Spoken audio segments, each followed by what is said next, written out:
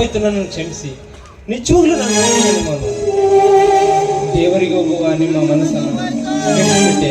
ನಿಮ್ಮ ದೇವರ ಪೂಜೆ ಅರ್ಧ ದಾರಿಯಲ್ಲಿ ಮುಗಿಸಿಬಿಟ್ಟೆ. ದೇವರಿಗೆ ಹೋಗ್ತಾ ಇರುವಂತ ಅಡ್ಡ ದಾರಿಯಲ್ಲಿ ದೇವರ ಪೂಜೆ ಆಯ್ತು. ನನ್ಗಂತೂ ತುಂಬಾ ಸಂತೋಷವಾಯ್ತು. ಅಂದಾಗೆ ಯಾಕೆ ಹೆದರ್ಕೊಳ್ತಾ ಇದ್ದೀರಾ? ನೋಡಿ, ಒಬ್ಬರಿಗೆ ನೋವಾಗೋದನ್ನು ಕಂಡು ನಾನೆಂದು ಸಂತೋಷ ಪಟ್ಟವನಲ್ಲ. ದೇವರಿಗೆ ಹೋಗುವ ನಿಮ್ಮ ಮನಸ್ಸನ್ನ ಕೆಡಿಸಿದ್ದೀನಿ ಅಂತ ನನಗೆ ವ್ಯಥೆ ಆಗ್ತಾ ಇದೆ. ಅದರಲ್ಲಿ ಬೇರೆ ಅರಿಶಿಣ ಕುಂಕುಮ ಬೇರೆ ನಿಮ್ಮ ಬಟ್ಟೆಗೆ ತೆಲಿಗೆ ಸಿಡಿಸಿದೆನಲ್ಲ, ಅದಕ್ಕಾಗಿ ಹೆದರಿಕೆ ಆಗ್ತಾ ಇದೆ. ನೋಡಿ, ದೇವ್ರಿಗೆ ಅಂತ ಹೇಳಿ ಹೋಗ್ಬೇಕಾದ್ರೆ ಅಡ್ಡ ದಾರಿಯಲ್ಲಿ ದೇವರಾಗಿ ಸಿಕ್ಕಿದ್ದೀರಾ. ಇನ್ ಮುಂದೆ ನೀವು ಒಬ್ಬ ನನ್ನ ದೇವರು ಅಂತ ತಿಳ್ಕೊಳ್ತೀನಿ. ಅಂದರೆ ಅಂದ್ರೆ ಆ ದೇವರಿಗೆ ಅರ್ಪಿತವಾಗಬೇಕಾಗಿರೋ ಹೂಗಳು ನಿಮ್ಮ ಪಾದದಡಿಯಲ್ಲಿ ಬೀಳ್ತು. ಅಷ್ಟೇ ಅಲ್ಲದೆ ಅರಿಶಿನ ಕುಂಕುಮ ನನ್ನ ತಲೆ ಮೇಲೆ ಬಟ್ಟೆ ಮೇಲೆಲ್ಲ ಚೆಲ್ತು. ನಾನು ಮುತ್ತೈದೆ ಆಗುವುದು ಇನ್ ಸ್ವಲ್ಪ ದಿನಗಳಲ್ಲೇ ಅಂತ ಶುಭ ಸೂಚನೆ ಕೊಟ್ರಿ. ಇಷ್ಟೊಂದು ತಿಳಿದುಕೊಳ್ಳುವ ಸ್ತ್ರೀಯರು ಈ ಸಮಾಜದಲ್ಲಿ ಬಹಳ ವಿರಳ. ನಾನು ಮಾಡಿರುವ ತಪ್ಪನ್ನು ದೇವರ ಸನ್ನಿಧಿಗೆ ಹೊರಿಸುತ್ತಿರುವ ಈ ನಿಮ್ಮನ್ನು ದೊಡ್ಡ ಗುಣ ನಿಜಕ್ಕೂ ದೊಡ್ಡದು. ಅಂದಾಗಿ ನೀವು ಯಾರು ಎಂದು ನಾನು ತಿಳಿಯಬಹುದಾ? ನಾನು ಯಾರು ಅಂತ ತಿಳ್ಕೊಳ್ಳೋಕ್ ಮುಂಚೆ ನನ್ನೊಂದು ಮಾತಿದೆ. ಏನದು? ಅಲ್ಲ, ಇಷ್ಟು ಅವಸರವಾಗಿ ಎಲ್ಲಿಗೆ ಹೊರಟಿದ್ರಿ? ಇದೀಗ ನನ್ನ ಸ್ನೇಹಿತನೊಬ್ಬ ನನ್ನ ಮನೆಗೆ ಬಂದಿದ್ದ.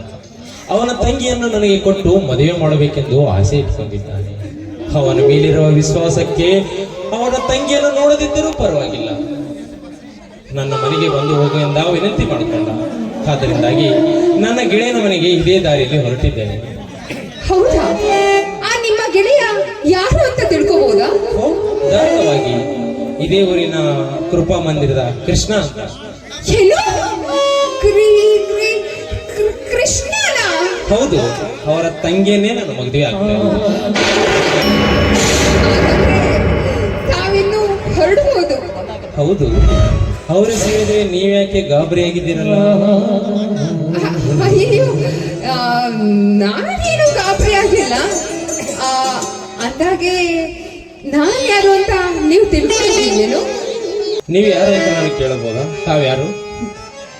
ನಾನ್ ಯಾರು ಅಂತ ತಿಳ್ಕೊಂಡ್ರೆ ಖಂಡಿತವಾಗ್ಲೂ ನಿಮ್ಮ ಕೈ ಕಾಲು ನಡಗತ್ತೆ. ನಿಮ್ಮನ್ನು ನೋಡಿದ್ರೆ ಓಡಿಯೋಕೆ ನೀವೇನು ಹುಲಿನ ಕರಡಿನ? ಕೈ ಕಾಲು ನಡಗೋಕೆ? ಹೇಳಿ, ಪರವಾಗಿಲ್ಲ, ತಮ್ಮ ಹೆಸರು ಹೇಳಿ.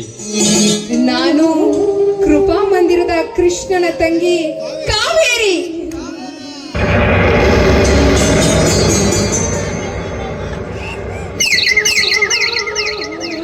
ಕಾವೇರಿ? ಕಾವೇರಿ ನೀನೇನಾ? ಕಾವೇರಿ, ನೀ ತಿಳಿದುಕೊಂಡಷ್ಟು ನಾ ತಳೆಯಲಿಲ್ಲ. ಹುಡಿಯಲ್ಲಿ ಕೂಸನ್ನು ಕಟ್ಟಿಕೊಂಡು ಊರೆಲ್ಲ ಅಡ್ಡಾಡಿದ್ರಂತೆ. ಮಡದಿಯಾಗಳನ್ನು ಪಕ್ಕದಲ್ಲೇ ನಿಲ್ಲಿಸಿಕೊಂಡು ಏನೇನೋ ಹುಡುಕುತ್ತಾ ಹೊರಟು. ಕಾವೇರಿ, ನನ್ನ ಮದುವೆ ಆಗಲು ನೀನು ಒಪ್ಪುವೆಯಾ?